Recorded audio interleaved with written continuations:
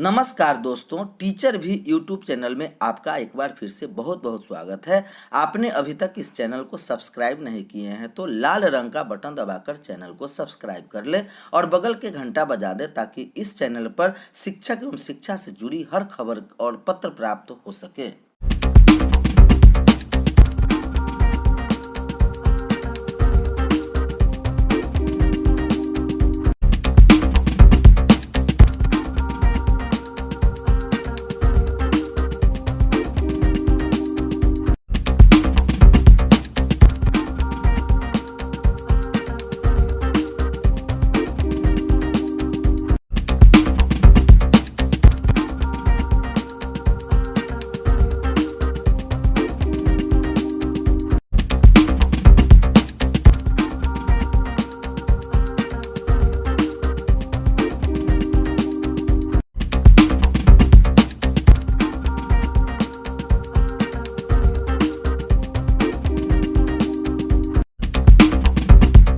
इस वक्त राज्य के लाखों नियोजित शिक्षकों के लिए सबसे बड़ी खबर आ रही है।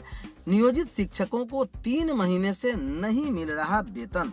नियोजित शिक्षकों का 3 माह से वेतन नहीं मिलने से उनमें काफी समस्या उत्पन्न हो गई है। जहां एक तरफ दीपावली जैसे खुशियों का त्योहार चल गया, बावजूद उनका वेतन नहीं मिलना ये साफ दर्शाता है कि शिक्षकों का कोई परिवार ही नहीं है।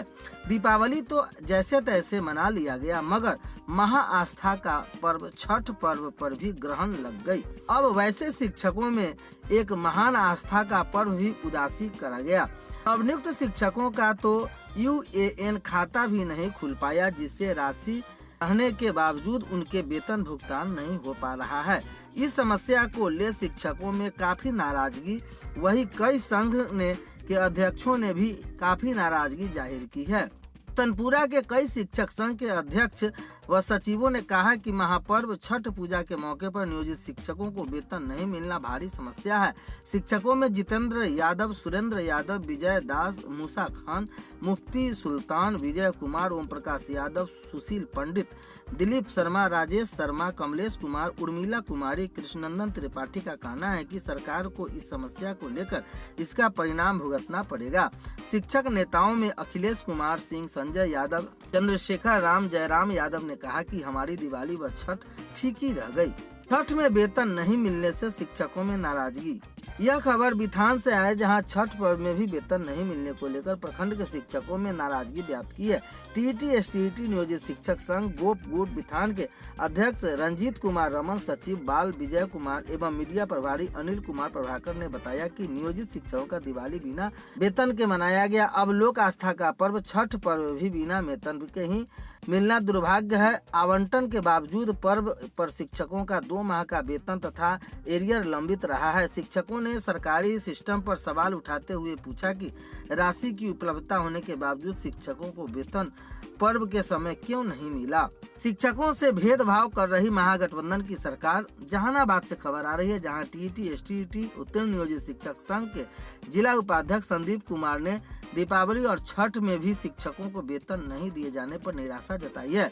उन्होंने कहा कि पर्व में त्योहारों के पहले वेतन मिल जाते थे। कई बार तो लोग मजाक में त्योहारी शिक्षक भी कहते थे, लेकिन इस बार दिवाली जैसे पर्व में भी वेतन नहीं मिले। यहाँ तक कि छठ में भी वेतन मिलने के आसार कम दिख रहे हैं। निर्देशक माध्यमिक शिक्षा ने अंतिम रूप में जिला शिक्षा पदाधिकारी को दिया निर्देश। शिक्षा विभाग के 3 बीआरपी के घर मायूसी किए गए। कार्य मुक्त 31 अक्टूबर के बाद नहीं लिया जाएगा काम। विभागीय तकनीकी कारणों से उन्हें 31 अक्टूबर के बाद स्वतः कार्य मुक्त का आदेश निर्गत किया गया है। छपरा से खबर आ रही है, जहां पर्व के मौके पर हर को खुशहाली है, लेकिन जिला शिक्षा के विभाग के 3 साधन सेवी के घर मायूसी छाई है, क्योंकि उन्हें विभाग ने कार्य मुक्त कर दिया है।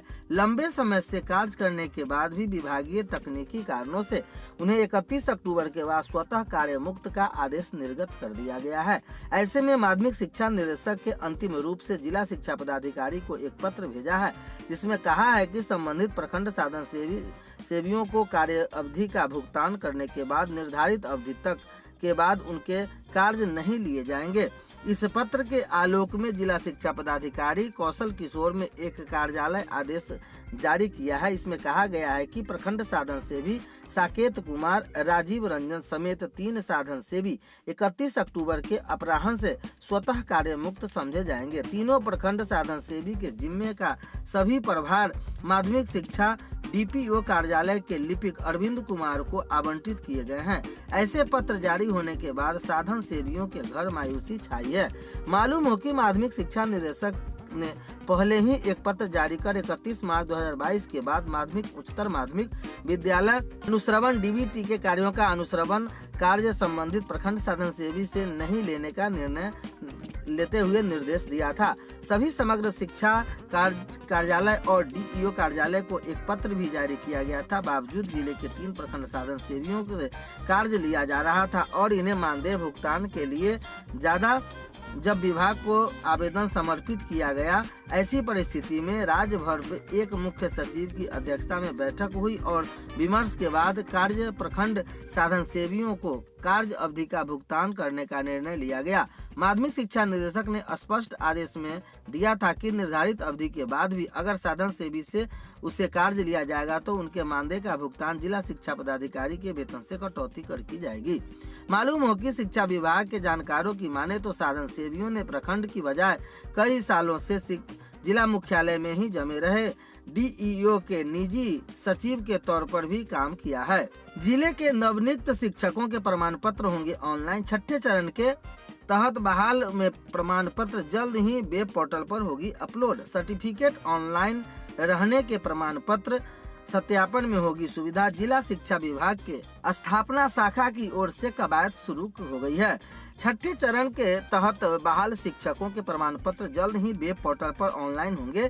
जिला शिक्षा विभाग के स्थापना शाखा की ओर से इसकी कवायद शुरू कर दी गई है। छठ पूजा के बाद प्रमाण पत्र ऑनलाइन करने का काम शुरू कर दिया गया है। यह काम 15 नवंबर तक किया जाएगा। नवनियुक्त शिक्षकों का मूल प्रमाण पत्र जो नियोजन के समय जमा लिया गया था उसे लौटाने का काम किया जाएगा। शिक्षकों के प्रशिक्षण तथा टीईटी व एसटीईटी प्रमाण पत्र वेब पोर्टल पर अपलोड होंगे। इसके बाद सत्यापित प्रमाण पत्र की प्रति विभाग में रखकर नियोजन इकाइयों के माध्यम से शिक्षकों को लौटाए जाएंगे। विभाग की ओर से नवनियुक्त शिक्षकों के मूल प्रमाण पत्र लौटाने की बात कही गई थी।